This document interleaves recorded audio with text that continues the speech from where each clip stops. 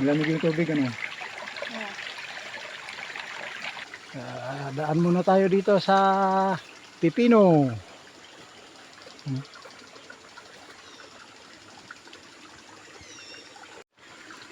Gigib kami ng tubig. Tubig na mainom. Yung maganda dito kasi na ano, na saraduhan.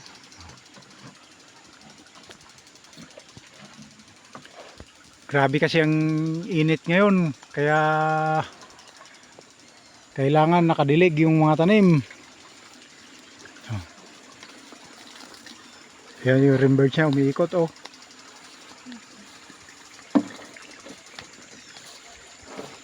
Pag ganito panahon lamang yung mayroon tayong pangdilig. Kaya buhay yung tanim. Yan oh. Umiikot-ikot yung rimbergs natin.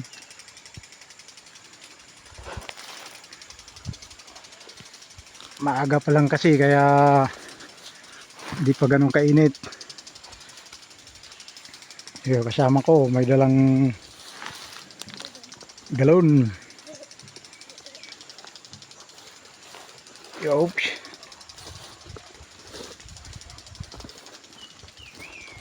Medyo malayo-layo tong pag-igiba namin simula doon sa bahay. Mayroon pang papaya. Manok na lang ang kulang para ulam mamaya. Oh, mayroon din dito pangdilig.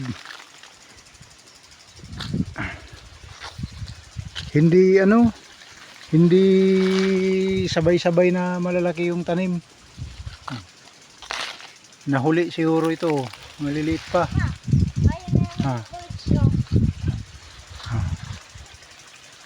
Malakas yung tubig, ang daming rimbergs. Ha?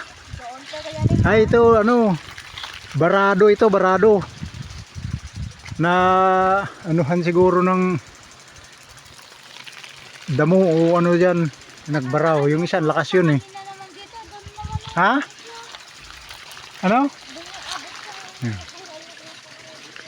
Ay.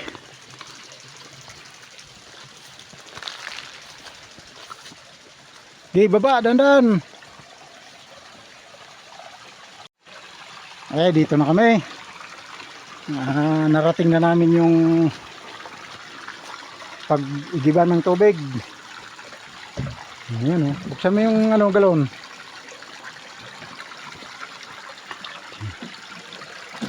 Dito kami kumukuha ng tubig na mainom.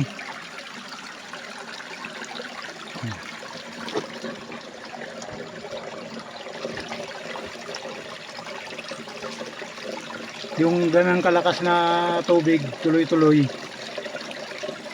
Ang linis tong tubig na to, oh. Yung pinanggalingan naman niya diyan sa bato na yan, sa ilalim ng bato. So, laki ng bato, oh.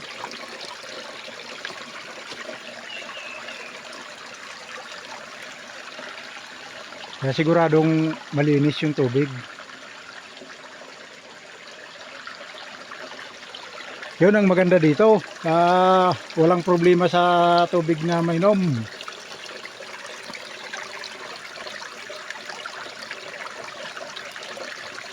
Tsaka ang maganda lang dito pag summer, hindi siya natutuyuan.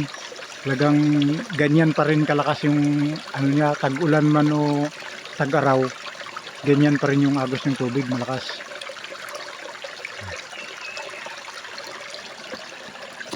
Kaway-kaway! Kaway-kaway! Uy! Kaway-kaway!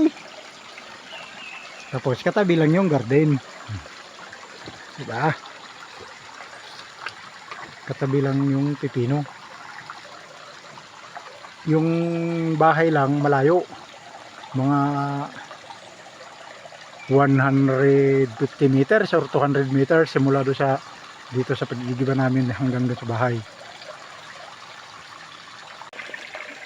Ay, tapos na. Tapos na kami mag-igib. Pahinga na lang muna. Malamig yung tubig, ano?